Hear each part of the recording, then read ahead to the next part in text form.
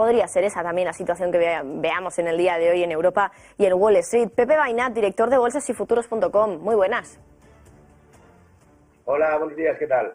Bueno, Pepe, ¿cómo ves esta semana? Decíamos al principio de este informativo que, bueno, pues se viene una semana bastante frenética en los mercados, ya no solo por datos macro, que en Estados Unidos, por ejemplo, vamos a tener sobre todo datos importantes de empleo, conoceremos tasa de desempleo del mes de febrero, también dato de creación de nóminas no agrícolas, pero además va a hablar Jerome Powell. Pero en general, ¿cómo ves la semana? ¿Crees que puede ser una semana, bueno, pues más bien de tono positivo en los mercados tras la subida que tuvo Estados Unidos y Europa también el pasado viernes, o cómo lo ves?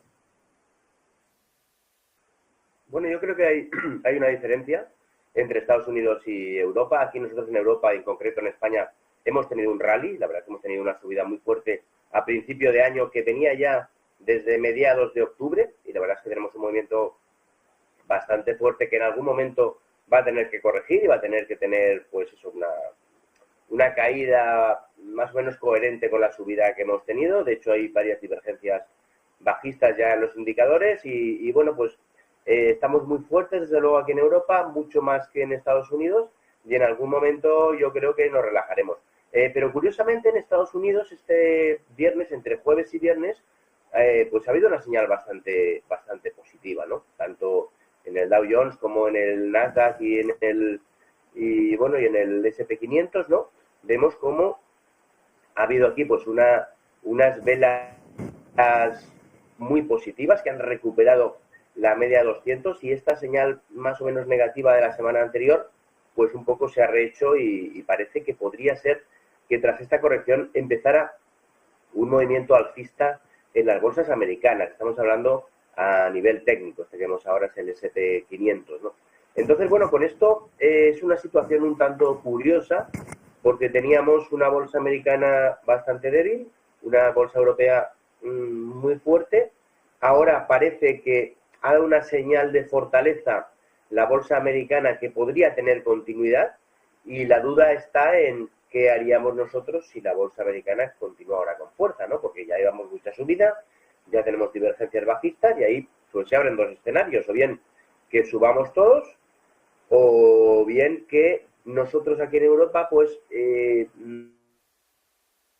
ahora estemos un poquito más tranquilos mientras ellos cogen un poco más de fuerza. Bueno, eso siempre y cuando no se trunque y los americanos de repente no se pongan a caer pues por el discurso de Powell o por cualquier otro dato que pueda pasar esta semana. Pero bueno, va a ser una semana interesante, sin duda. Vamos a ver lo que pasa. Parece que lo más probable es que las bolsas americanas continúen su mejoría, y aquí en Europa yo tengo más dudas, aunque es verdad que hay valores que bueno, pues que no han participado mucho en las últimas subidas, que podrían hacer como Estados Unidos, ¿no? Ser ellas las que tomaran ahora fuerza, y a lo mejor pues la banca, que ha subido muchísimo, pues tomarse un descanso y estar un poco más tranquila quizá.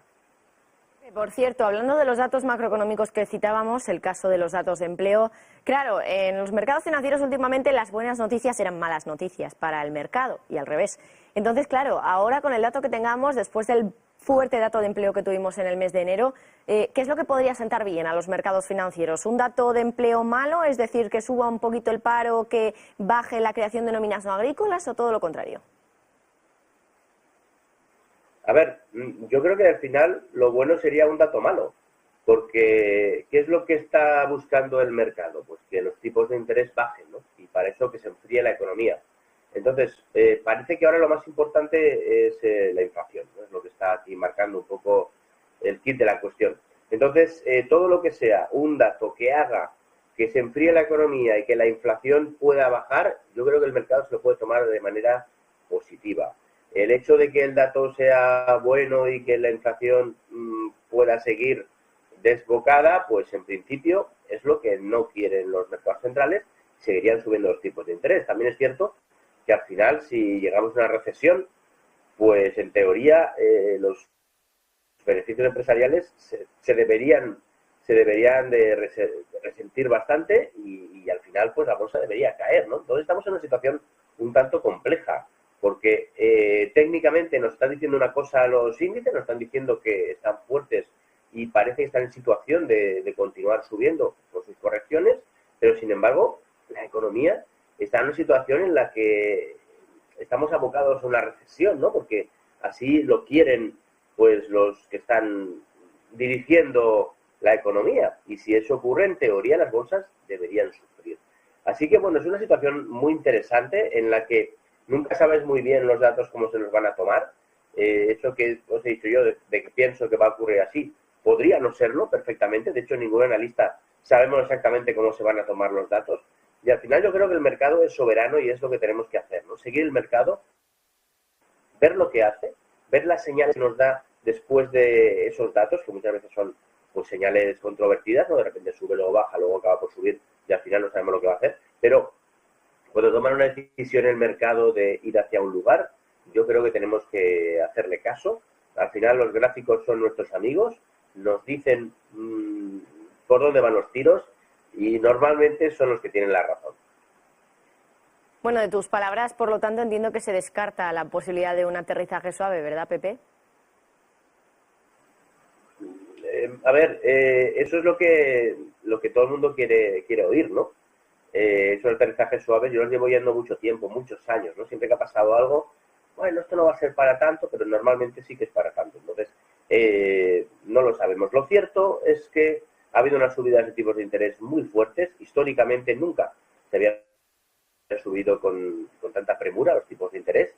Se esperaba una bajada muy, muy fuerte de la inflación que no ha ocurrido. Ha habido una bajada moderada y eso nadie sabe qué es lo que va a pasar en los próximos meses porque realmente esa medicina tan potente que se ha lanzado a los mercados para bajar la inflación no ha hecho el efecto deseado. Entonces, ¿qué van a hacer ahora? Pues no lo sabemos. Pero a lo mejor se les ocurre pues tomar alguna decisión mucho más fuerte, como subir los tipos por encima del 5%, llegar al 6% o algo así. Y eso quizás la bolsa se la tomará de una manera muy negativa, ¿no? No lo sabemos. La verdad es que es como una serie de la televisión que van pasando cosas nuevas y nos va sorprendiendo, ¿no? Una serie muy buena, ¿no? Entonces esto es la bolsa, una serie muy buena que no deja de sorprender a los que llevamos años y años y años en ella. Así que lo único que podemos hacer es ir viendo lo que pasa y analizar la situación en cada momento y ver qué es lo más probable que va a pasar. Ahora mismo ya digo, la situación está muy mareada porque hay datos totalmente contrapuestos, hay cosas que nos dicen que la bolsa seguir subiendo, otras que nos dicen que la bolsa debería bajar, que hay una brecha muy grande entre la bolsa y la situación económica real y que se tiene que cerrar esa brecha y que la bolsa tiene que bajar, pero realmente no acaba de bajar, ¿no? Entonces, ¿qué hacemos ahí? Pues hasta que no nos dé una señal contundente la bolsa de que de verdad tiene que bajar, pues lo mejor es esperar, estar tranquilos, estar invertidos tampoco al 100%, un poco, y bueno, y verlas venir, porque no tenemos otra. Bueno, y por último, Pepe, quería preguntarte por el petróleo, porque, bueno, esta mañana hemos contado que Arabia Saudí, por ejemplo, le ha subido los precios a Asia y a Europa porque consideran que la demanda podría estar recuperándose. Son muchos también los expertos que dicen que ante la recuperación este año de China, del gigante asiático, podría subir también el precio del petróleo. Es cierto que este año tampoco de momento hemos visto una subida demasiado impactante, pero ¿cómo ves un poco el futuro de este activo, de esta materia prima, del petróleo?